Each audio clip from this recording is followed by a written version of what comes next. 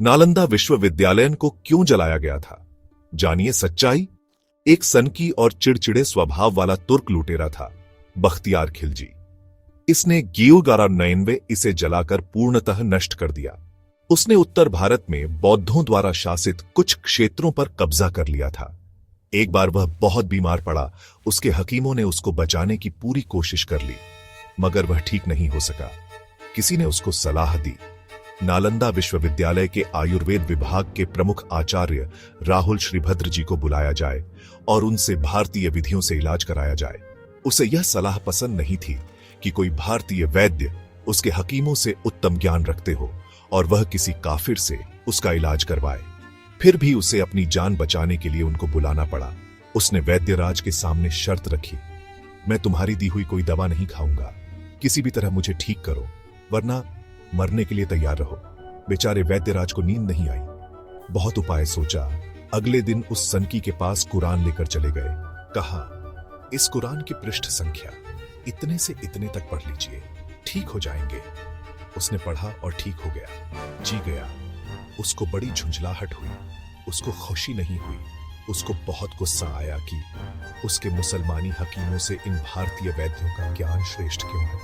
बौद्ध धर्म और आयुर्वेद का एहसान मानने के बदले उनको पुरस्कार देना तो दूर, उसने नालंदा विश्वविद्यालय में ही आग लगवा दिया। पुस्तकालयों को ही जला के राख कर दिया। वहां इतनी पुस्तकें थीं कि आग लगी तो पुस्तकें जलती रही। उसने अनेक धर्माचार्य और बौद्ध भिक्षु मार डाले। आज भी पेशेवर सरकार उस नालायक बख्तियार खिलजी के नाम पर रेलवे स्टेशन बनाए पड़ी है। आज भी हम अपमानजनक नामों को कुरान पर के कैसे ठीक है। हम हिंदू किसी भी धर्म ग्रंथ को जमीन पर रख के नहीं पढ़ते, धूप लगा के उसके पृष्ठ नहीं पलटते, ठीक उल्टा करते।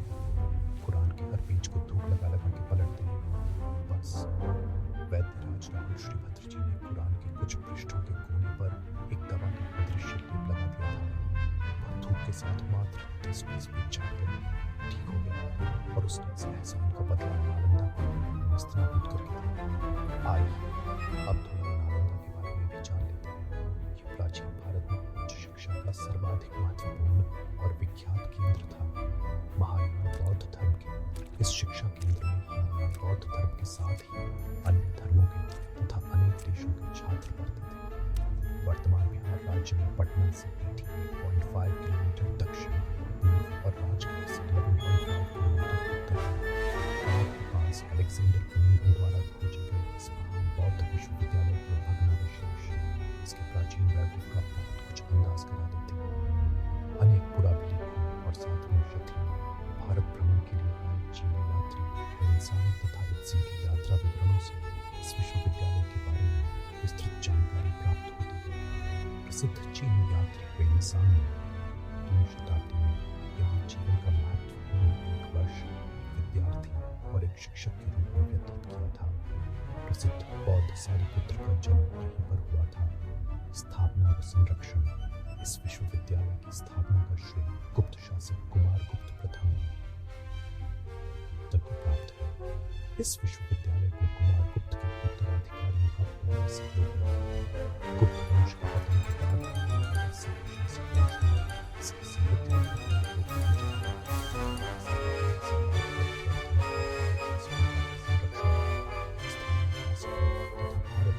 क्षेत्रों के साथ ही इसे अनेक विदेशी शासकों से भी अनुदान मिला। स्वरूप यह विश्व का प्रथम पूर्णतः आवासीय विश्वविद्यालय था। विकसित स्थिति में इसमें विद्यार्थियों की संख्या करीब 10,000 एवं अध्यापकों की संख्या 2,000 थी। इस विश्वविद्यालय में भारत के विभिन्न क्षेत्रों से ही नहीं बल्कि कोरिया, जापान, चीन, तिब्बत, इंडोनेशिया, फारस तथा तुर्की से भी विद्यार्थी शिक्षा ग्रहण करने आते थे। नालंदा के विशिष्ट शिक्षा प्राप्त स्नातक बाहर जाकर बौद्ध धर्म का प्रचार करते थे। इस विश्वविद्यालय की 9वीं शती से 12वीं शती तक अंतरराष्ट्रीय ख्याति रही थी। परिसर अत्यंत सुनियोजित ढंग से और विस्तृत क्षेत्र में बना हुआ यह विश्वविद्यालय स्थापत्य कला का अद्भुत नमूना था। इसका पूरा परिसर एक विशाल दीवार से घिरा हुआ था, जिसमें प्रवेश के लिए एक द्वार था। उत्तर से दक्षिण की ओर मंदिर और उनके सामने अनेक आस्थान और मंदिर थे। मंदिर में बुद्ध भगवान की सुंदर मूर्तियां स्थापित थी।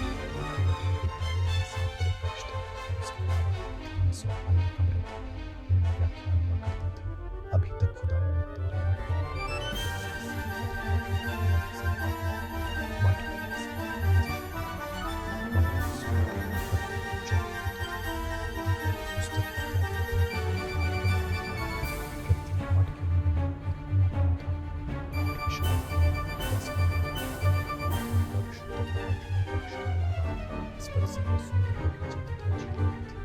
प्रबंध में समस्त विश्वविद्यालय का प्रबंध कुलपति और प्रमुख आचार्य करते थे, जो भिक्षुओं द्वारा निर्वाचित होते थे। कुलपति दो परामर्शदाता समितियों के परामर्श से प्रबंध करते थे।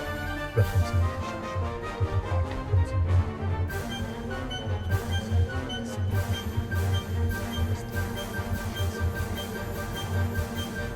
विश्वविद्यालय को दान में मिले 200 कामों से प्राप्त उपज और आय की देख रेख यही समिति करती थी। इसी से सहस्त्रों विद्यार्थियों के भोजन, कपड़ों तथा आवास का प्रबंध होता था।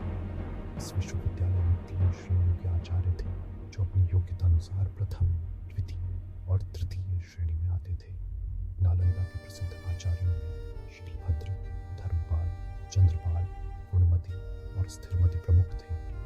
3 सदी में हुए सांग के समय इस विश्वविद्यालय के प्रमुख शीलभद्र थे, जो एक महान आचार्य, शिक्षक और विद्वान थे। एक प्राचीन श्लोक से जात होता है, प्रसिद्ध भारतीय गणित एवं खगोलज आर्यभट्ट भी इस विश्वविद्यालय के प्रमुख रहे थे। उनके लिखे जिन 3 ग्रंथों की जानकारी भी उपलब्ध है, वे हैं दशगीतिका, आर्यभट्टीय और तंत्र। ज्ञाता बताते हैं कि उनका एक अन्य ग्रंथ आर्यभट्ट सिद्धांत भी था, जिसके आज मात्र 26 श्लोक ही उपलब्ध है। इस ग्रंथ का 7वीं शताब्दी में बहुत उपयोग होता था। प्रवेश परीक्षा अत्यंत कठिन होती थी और उसके कारण प्रतिभाशाली विद्यार्थी ही प्रवेश पा सकते थे। उन्हें 3 कठिन परीक्षा स्तरों को उत्तीर्ण करना होता था।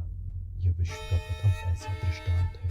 शुद्ध आचरण और संघ के नियमों का पालन करना अत्यंत आवश्यक था। इस विश्वविद्यालय में आचार्य छात्रों को मौखिक व्याख्यान द्वारा शिक्षा देते थे।